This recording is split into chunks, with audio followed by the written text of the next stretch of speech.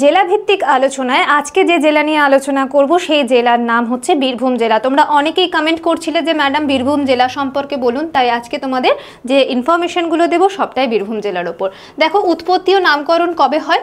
1820 সালের পৃথক জেলার মর্যাদা পায় হচ্ছে বীরভূম। প্রাচীনকালে বীর পদবীধারী হিন্দু রাজাগণ রাজত্ব করতেন, যা থেকেই বীরভূম শব্দটির উৎপত্তি হয়েছে। আশা করছি এই জায়গাটুকু তোমরা বুঝতে পেরেছো। এখান থেকে কিন্তু শর্ট কোয়েশ্চেন তোমাদের আসতে পারে। বিখ্যাত উৎসব কি? রথযাত্রা, দুর্গাপূজা এবং পিঠা উৎসব। সকলেই নিশ্চয়ই পিঠে খেতে তোমরা খুব ভালোবাসো। আচ্ছা, প্রধান নদ নদী কি আছে? দেখো, বক্রেশ্বর, দ্বারকেশ্বর, ময়ূরাক্ষী নদী। বিখ্যাত শিল্প কি? এখানে হস্তশিল্প এবং লাল মাটির পণ্য। চাঁদপুর হস্তশিল্প গ্রাম এখানে কিন্তু বিখ্যাত। ঐতিহাসিক স্থান কি আছে? নন্দলাল বাবুর বাড়ি বীরভূম জেলা শাসকের প্রাচীন ভবন। এবং বাঁধ ও জলাধার কি কি আছে? দেখো, তিলপাড়া ব্যারেজ, ম্যাসেঞ্জারের বাঁধ রয়েছে। ম্যাসেঞ্জার অনেকেই আমরা কিন্তু দর্শনীয় স্থান এবং ঘুরতেও যাই, মানে পিকনিক করতেও কিন্তু সে জায়গায় যায়।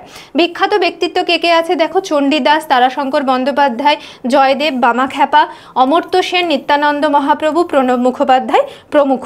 এখানে দেখো বেশ কিছু নাম আমাদের কিন্তু বাংলা সাহিত্যের সঙ্গেও জুড়ে আছে। তাই এই ধরনের আরও ইনফরমেশন পাওয়ার জন্য অবশ্যই আমাদের চ্যানেলের সাথে জুড়ে থাকতে হবে এবং জেলা ভিত্তিক আরও ইনফরমেশন পাওয়ার জন্য অবশ্যই আমাদের চ্যানেলটিকে সাবস্ক্রাইব করে রেখো।